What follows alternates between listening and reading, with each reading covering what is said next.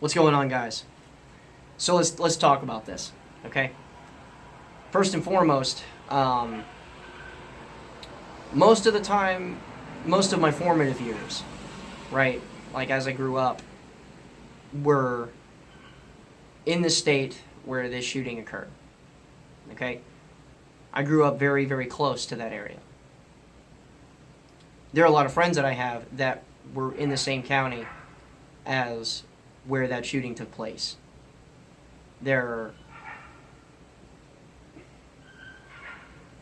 Enough can be said about that, right? So before I get into any of this, the first thing that I'm going to say is there was a sheriff's deputy that was there. And he never went in. Never went in during the shooting. I don't care what your reasons are, dude. I don't care what your reasons are. I don't care what your thought process was at all. I don't. You're a coward. You are a coward.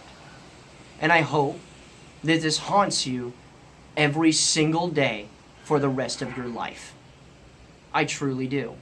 Because the one thing that could have actually stopped this, the one person that could have actually intervened and stopped this thing from happening, was you. And you backed away from your responsibility. You backed away from your job. You're a disgrace. And I hope this follows you around in your head during the quietest moments that you have. I hope it keeps you awake at night, and I hope that not a day goes by for every minute of every day without you thinking about it. And I'll stick by that. Now, in the media craze that followed this thing, sorry, that's infuriating to me. But in the media craze that followed this thing, okay, the fact of the matter is that more of the same. More of the same from the same people. Okay. You had gun guy websites dropping their sale of magazines to 10 round magazines only. That's Optics Planet. I'll never give you a single cent ever again. Okay? You had people that own guns refuse to accept responsibility and choose to virtue signal by plastering all over social media that they're getting rid of their gun under the hashtag one less. You have left-wing media parading children around.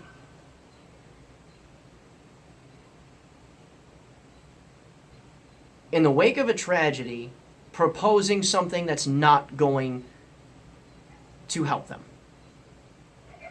It's only going to make the life for the law-abiding more difficult, and it's simply going to make them even more defenseless. That's a fact. And the funny thing is that people have problems dealing with facts. They really do. Especially in the age of everything is valid but hurting my feelings. It affects every single it affects every single facet of our life now, and it's incredible to me how actually solving a problem is less important than how it makes people feel. I made this post on Facebook here, and I'm just going to read straight from it because, you know what? I can't recall the entire thing, and I think it makes some valid points.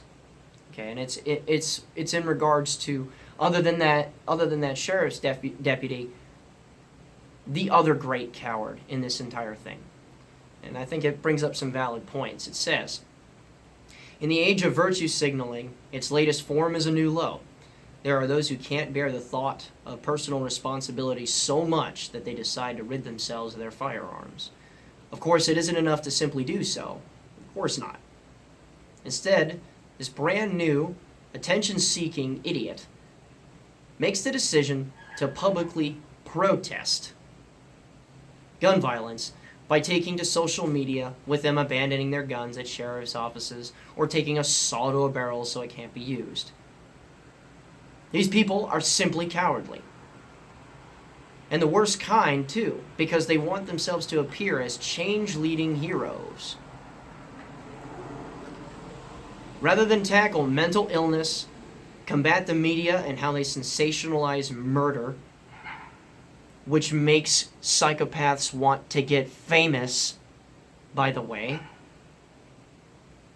increasing proper security at our schools, or take the steps to be trained mentally and physically to be aware of their world enough to ensure their own safety, the actual issues that are difficult to solve, these people will always cop out. Take the easy road and blame an object that is also used by good people to provide security for, and if necessary, violently defend literally everything that makes them able to live the privileged lives that they do. Because you do live a privileged life in the first world. I don't care where you live in the first world. You do not live in fucking Afghanistan. You live a privileged life. This lazy, overly emotional, and ultimately ineffective body of people will sneak up on people without real solutions. Correction, they'll sneak up on people with real solutions, the adults, and will endlessly whine about their emotional arguments until they get their way. You, the adult, the self-producing citizen, must do everything in your power to render these cowardly people irrelevant. I know that they are coming from a good place. Most of them anyway. And most of them truly do have the best intentions. And this is a fact. Okay? All that either side wants, is less senseless violence, is less murder, is less butchery. Okay? And that's something that we have to come together on. It's something that we really do have to understand about each other, is that we do just want to solve the problem. We are just approaching it differently. However, in the long and sad history of bad ideas, the worst things in human history have been a result of good intentions. That's all that is, right?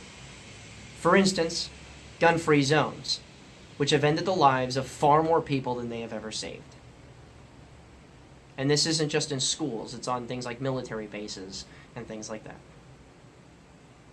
Now,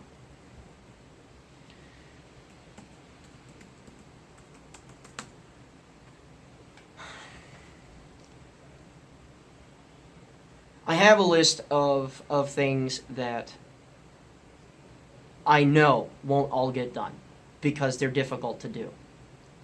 And they would ruffle the feathers of lots of folks. They would.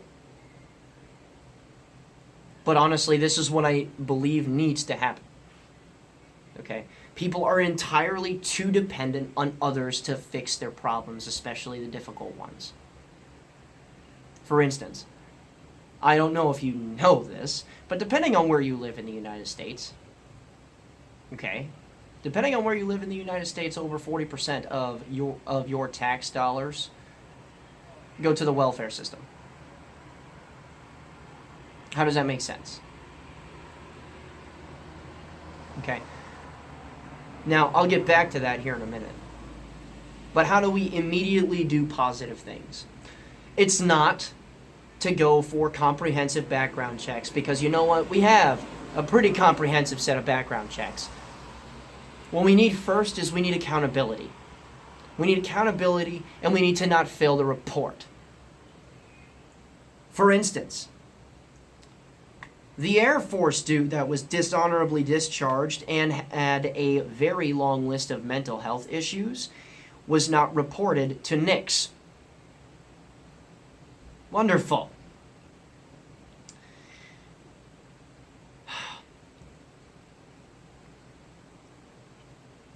And this most recent guy, you know what? I don't like bringing him up, so I will not mention him by name.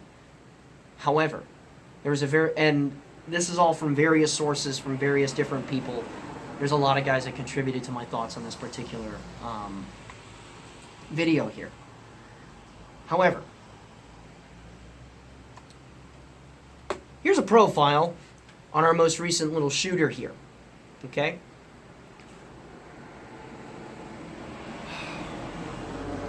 Let's get to it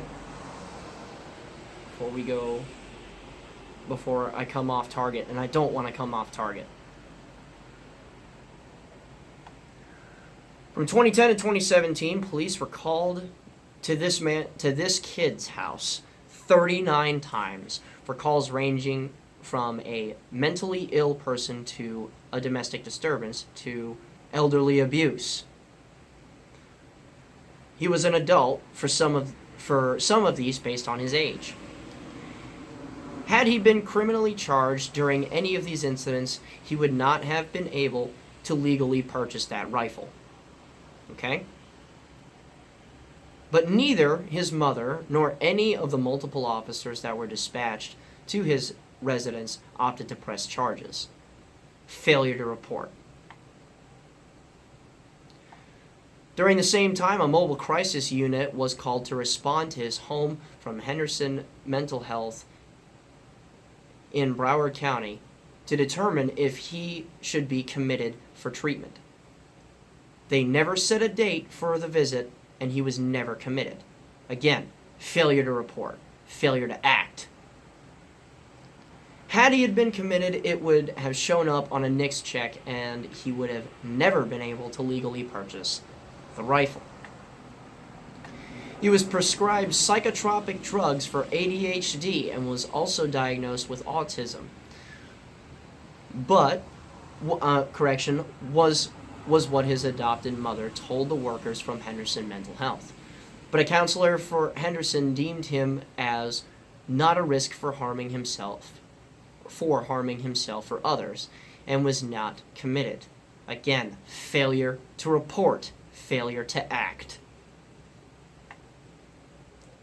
September 2016, he was investigated by Broward County Sheriff's deputies and the Department of Children and Family Services for posting a Snapchat video of him cutting his arm and saying he was going to buy a gun. Failure to report, failure to act. February 8th, 2017, he was kicked out of school for multiple disciplinary issues, including bringing a knife to school, bringing bullets to school, and was banned from carrying a backpack on campus while he was a student, and getting into a fight with his ex-girlfriend's new boyfriend. The statement was made by his former fellow classmates regarding him being the type of person to do this type of act, and his behavior of torturing animals, throwing rocks at squirrels, shooting frogs with a BB gun, drawing pictures of bombs in his locker, saying he was going to shoot up this place. And again, failure to report, failure to act. February 11th, 2017, he passed a mandatory background check and was legally able to purchase the rifle used in the attack because he had no criminal or mental health record.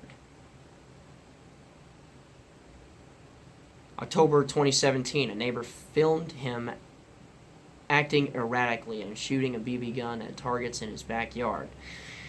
November of 2017, he was reported to the FBI again for a comment on a YouTube video about the 1966 University of Austin shooting, where he said he was going to do what Charles Whitman did. That wasn't a failure to report, that was a failure to act. January 5th, 2018, someone close to his family contacted the FBI Pipeline expressing concern over his desire to kill people. Firearms ownership, distributing social media posts, and the likelihood of him committing a school shooting. The information was supposed to be forwarded to the local field office in Miami, but it wasn't. To say that this was a failure to act on the information provided on this person before he committed his actions doesn't quite fit. It's not a strong enough word. If your car fails to start, it's a bummer. But if you turn the key and the car explodes, taking out about half the block, your car didn't just fail to start. Sources for this are the Associated Press, CBS, direct interviews from said Associated Press and CBS and various other news article agencies, and are easily verified by a Google search. So, there are a lot of things that are wrong with this. The generation of don't hurt anyone's fee-fees needs to stop. Okay? Because a failure to act, a failure to report, the weird kid in class is ultimately what caused this. This could have easily been prevented a long time ago. People chose not to. Because people, especially now, are not about taking personal responsibility. They're about, I'm pretty sure someone else will do this.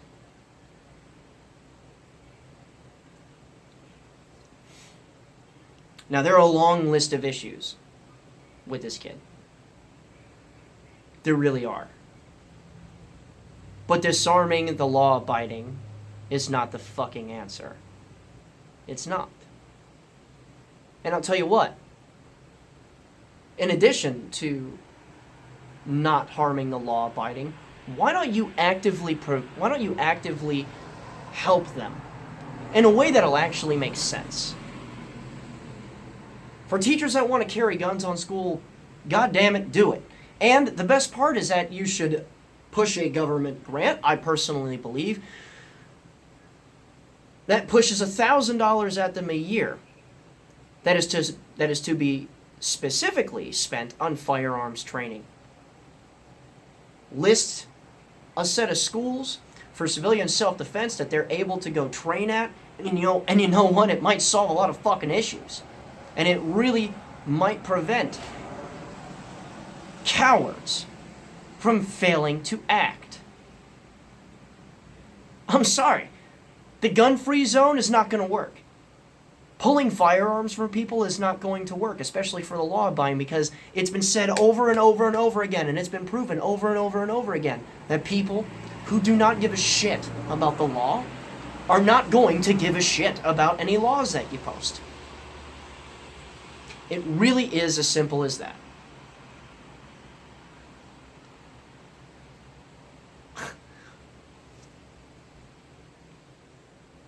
So many people lose their minds over a solution that makes them feel uncomfortable. Well, I'm sorry. The dead don't give a fuck about what you think. The only way, and this sounds uncomfortable, the only way to keep your kids from being butchered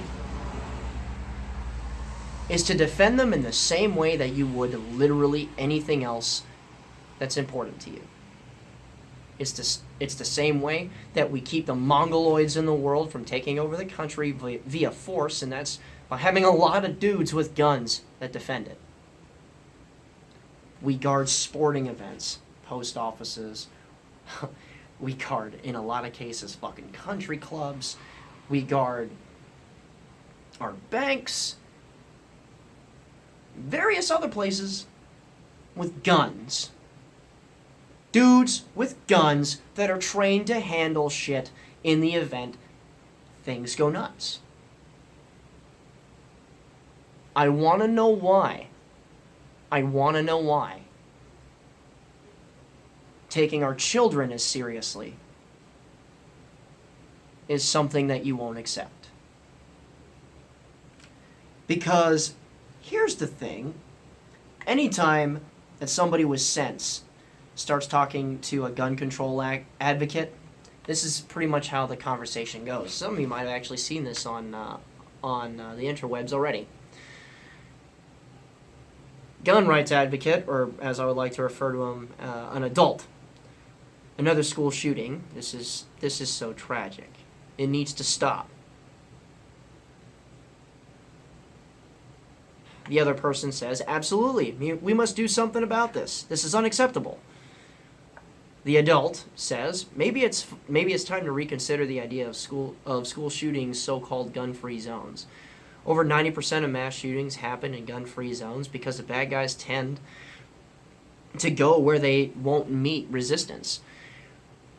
We protect everything else of value with firearms. Maybe we need to beef up security at school, allow properly trained teachers to conceal carry if they wish. And you know what? I'll even meet you halfway. Provide some school resource officers, so if you have a coward amongst them, the other one might actually go in there. When I was going to school, I went to high school, I was in Miramar, okay? We had 4.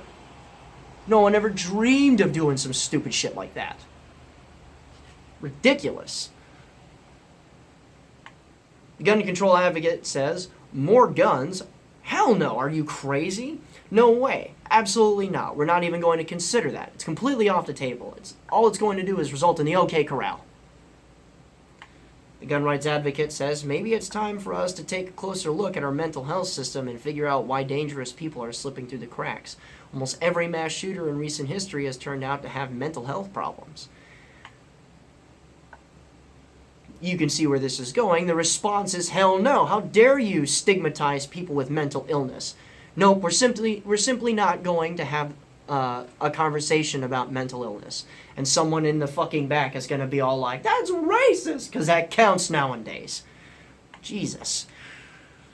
Gun control advocate. I don't care about that. It has nothing to do with it. I'm not even...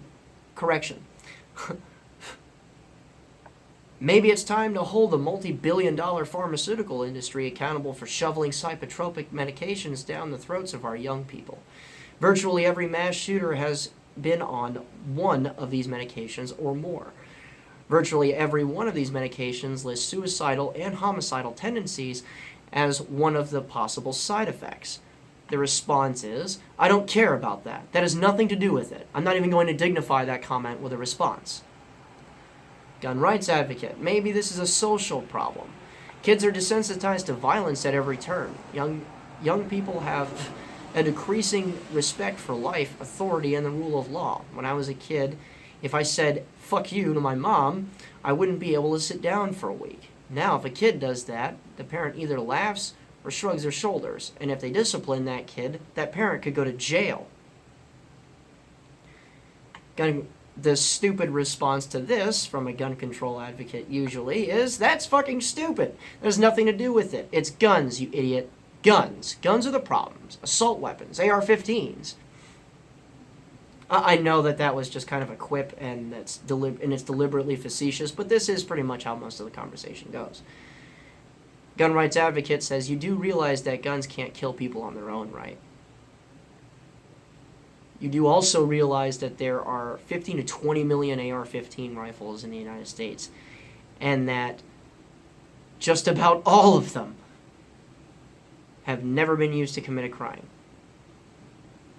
I mean, you know that, right?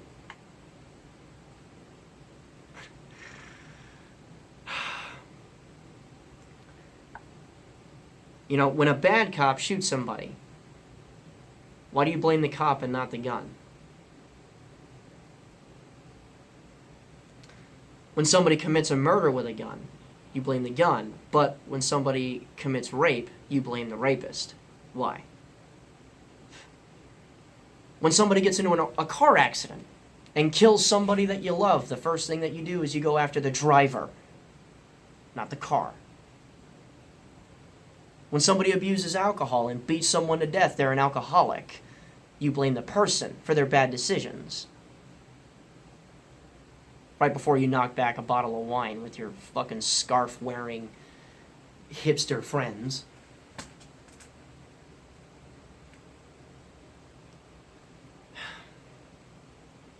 But the response to this is usually something like, I can't believe how close-minded you are. You gun nuts are all the same. You don't know how to be open-minded. You people don't come to the table in good faith. And that's when we just go, what the fuck? Because our desire to not punish the vast majority of people that are law-abiding and would never hurt a fucking flea unless they were given really good cause to, and by really good cause, I mean threat of death or personal injury. I mean great bodily harm, not a scuffed knee either. It baffles me.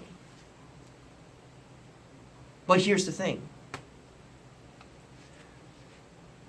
What pisses me off more than all of these people put together, honestly, minus that sheriff's deputy, he can go fuck himself. But what pisses me off more than all these people put together are the no inch further guys that do nothing. These are the people that watch and wait with nothing. If the shoe fits, and if I piss you off, fucking great. I hope I did. Because you know what? You people are the absolute worst. Guys that sit there and have all these fucking stickers on their vehicles saying Pro 2A and all that shit. That never go to a rally. That never send anything to their representatives. That never, ever, ever do anything other than say, I'm Pro 2A. You people are the fucking worst. And it makes life so much difficult for people who actually give a shit enough about their individual civil liberties to protect yours. And we have to carry you. If this pisses you off, good. I'm glad. If you unsub from me, fucking great. I don't need the dead weight. This doesn't work with one or two people doing the heavy lifting. The fucking NRA is certainly not going to do, is certainly not about not one more inch. And they're certainly not about from my cold dead hands either, because they're capitulating just to make people happy. The president doesn't have your friggin' back on this subject. Because he's going to raise the age to 21 in order to purchase a firearm. And the funny thing is that an age limit doesn't stop stupid and crazy people. It doesn't. And realistically speaking, are you an adult at 18 or not? It doesn't make any sense to me.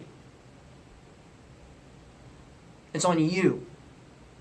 It's on you to do your fucking job as a citizen. It's on you to do your best to ensure that this nation remains as free as it can. It's on you to be the place where all of the bullshit stops, to where the factual answer comes from. To where an opinion that's contrary to yours is not an act of fucking war. You are the person that needs to fix this. And obviously, I include myself in this group. Because all the videos that I post, all of this shit that should be extraordinarily important, that it's so easy to see. They get the fewest views. They get the least amount of interaction. And the best part is that the people that don't watch, that don't do something, anything, they're exactly the people I'm talking about. Now, for those of you that stick with it and bust ass and deal with the highs and the lows, I commend you. Because yeah, we've had a rough road for a while.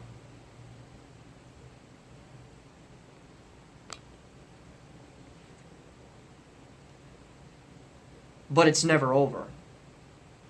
It's not. It's never over. Without the Second Amendment, the rest of the Bill of Rights do not stand at all.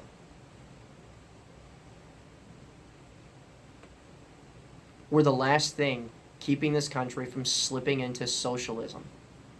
We really are. Because there are a ton of people that already want to thought police you. Fuck, the website that I'm on is about thought policing. Anything that's unpopular, ban it. Anything that hurts someone's feelings, ban it.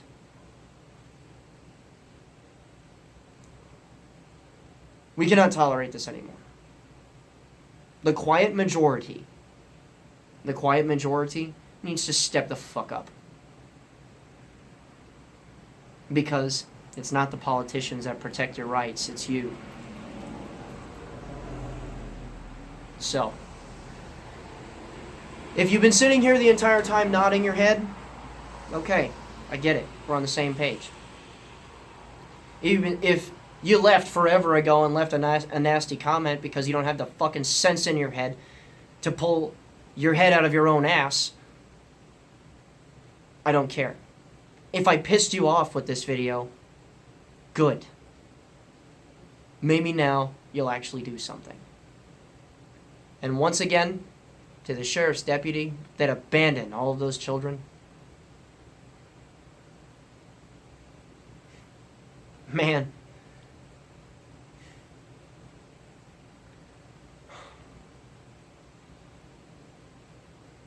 I can't believe you.